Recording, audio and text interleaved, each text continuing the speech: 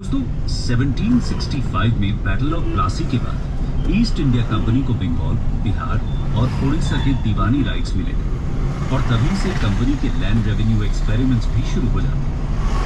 1772 में बंगाल के governor Warren Hastings farming system introduce करते हैं। इस सिस्टम के तहत रेवेन्यू कलेक्शन का चार्ज तो यूरोपियन डिस्ट्रिक्ट कलेक्टर्स के पास रहता है, लेकिन रेवेन्यू कलेक्ट करने का अधिकार हाईएस्ट बिडर यानी कि सबसे ऊंची बोली लगाने वाले को दिया जाता है। फार्मिंग सिस्टम बहुत ज्यादा सफल नहीं होता क्योंकि बिडर्स प्रोडक्शन प्रोसेस की परवाह किए बिना ज्यादा से ज्यादा रेवेन्यू सही जा रहे हैं भाई, करने की कोशिश करते हैं। देखते रहना, ऐसा ना हो कि पेजेंट्स की हालत बहुत ज्यादा मिजरेबल होने लगती है। इसलिए 1784 में लॉर्ड कॉर्नवालिस को रेवेन्यू एडमिनिस्ट्रेशन को स्ट्रीमलाइन करने के स्पेसिफिक मैंडेट के साथ इंडिया भेजा जाता है। आइए जानते हैं लॉर्ड कॉर्नवालिस लैंड रेवेन्यू समस्या का क्या हल निकालते हैं। Permanent settlement for the zamindari system.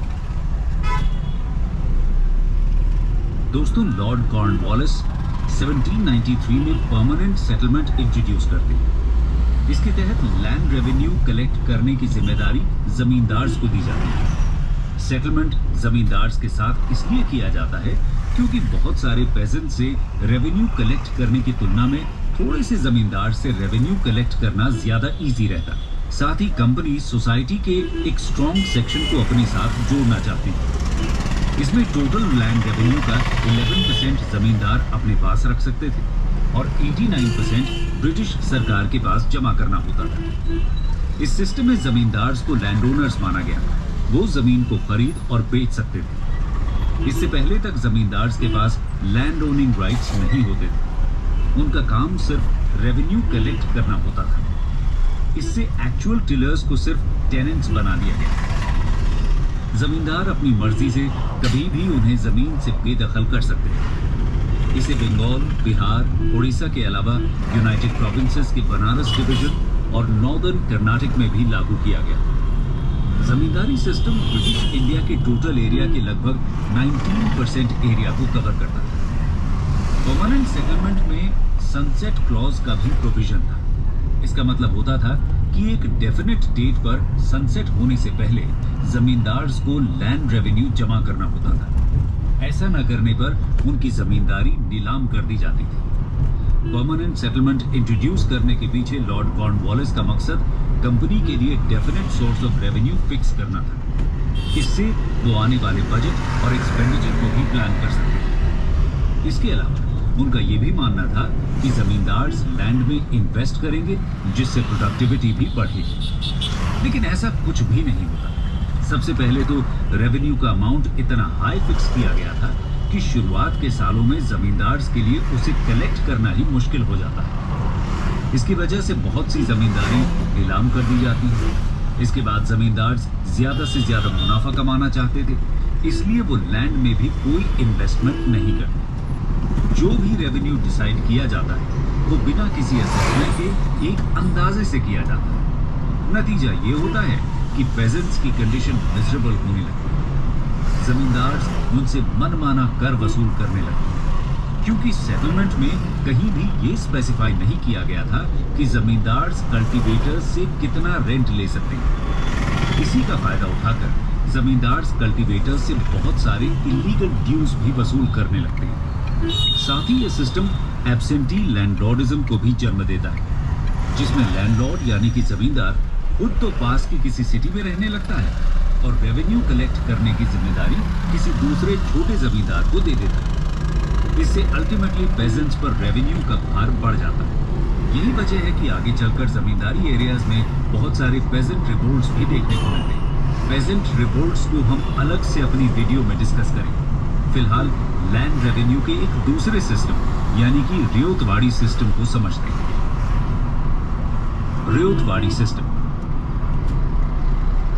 दोस्तों, समय के साथ ईस्ट इंडिया कंपनी अपना रूल साउथ और साउथ वेस्टर्न इंडिया में भी एक्सटेंड कर लेगी। ऐसे में यहाँ लैंड सेटलमेंट की नई समस्या खड़ी होती है। ब्रिटिश ऑफिशियल्स के अनुसार इस एरिया में पहले से बड़े जमींदार मौजूद नहीं थे, इसलिए जमींदारी सिस्टम को यहाँ इंट्रोड्यूस करना मुश्किल था।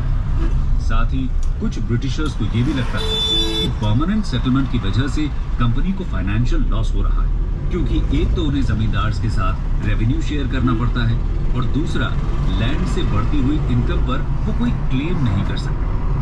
इसके साथ ही जमींदार कल्टीवेटर्स का शोषण कहाँ जाना है भाई यहाँ से? इसलिए मनरो और रीड जैसे मिनट। ब्रिटिश ऑफिशियल्स सजेस्ट करते हैं कि सेटलमेंट डायरेक्ट कल्टीवेटर्स के साथ किया जाए। इसके दिखाओ। साथ ही सेटलमेंट को परमानेंट दिखाओ भाई। पीरियोडिकली रिवाइज किया जाने का प्लान था। इस सेटलमेंट का नाम रियोतवाड़ी रखा गया। अच्छा अच्छा ठीक है, लो पकड़ो। रियोत यानी कि कल्टीवेटर के साथ होता है। इसे सबसे पहले 1792 में बड़ा महल एरिया में अलेक्जेंडर रीड ने स्टार्ट किया था। उसके बाद थॉमस मनरो ने इसे मद्रास के बाकी एरियाज में एक्सटेंड किया। आगे चलकर रियोतवाड़ी सिस्टम को यही है क्या? प्रेसिडेंसी में भी लागू किया गया। यहीं से है ना? यही से दोस्तों, रियोतवाड़ी सिस्टम ने लैंड पर पेजेंट ओनरशिप सिस्टम को इस्टेब्लिश नहीं किया। असल में बहुत सारे जमींदार की जगह एक बड़े जमींदार यानी गाइस हम लोग पहुंच चुके हैं एग्जाम देना। पेजेंट्स तो सिर्फ गवर्नमेंट के टेनेंट्स बन गए थे और समय पर लैंड रेवेन्यू न जमा कर पाने की स्थिति में इनका लैंड बेच दिया जाता था। ज्यादातर एरियाज में लैंड रेवेन्यू का रेट भी बहुत हाई फिक्स किया गया था। जैसे कि मद्रास में गवर्नमेंट का क्लेम ग्रोस प्रोडक्शन का 45 से 55% तक फिक्स किया गया था। ऐसी ही कुछ हालत बॉम्बे की भी थी। नतीजा ये होता है कि बेस्ट सीजन्स में भी रियोत के पास बड़ी मुश्किल से अपने गुजारे लायक ही बचता था। इसके साथ ही गवर्नमेंट के पास कभी भी लैंड रेवेन्यू बढ़ाने का अधिकार भी था। ड्राउट या फ्लड्स के कारण फसल बर्बाद होने पर भी किसानों को रेवेन्यू पे करना होता था। इस वजह से किसान धीरे धीरे मनी लेंडर्स के जाल में फंसने लगते हैं। इस तरह रियोतवाड़ी एरियाज में भी किसानों की हालत अच्छी नहीं रहती। ब्रिटिश इंडिया के करीब 52% एरिया में इस सिस्टम को इंप्लीमेंट किया गया था। इसमें मद्रास और बॉम्बे के अलावा सिंध, असम और कुर्ग भी शामिल थे। अब बात करते हैं महालवाड़ी सिस्टम की। महालवाड़ी सिस्टम दोस्तों, जमींदारी सिस्टम का modified version Ganga valley, north west provinces, central India के कुछ पार्ट्स और पंजाब में इंट्रोड्यूस किया गया था। इसको महलवाड़ी सिस्टम कहा जाता है। इसमें रेवेन्यू यही सही रहेगा। ये एस्टेट के लिए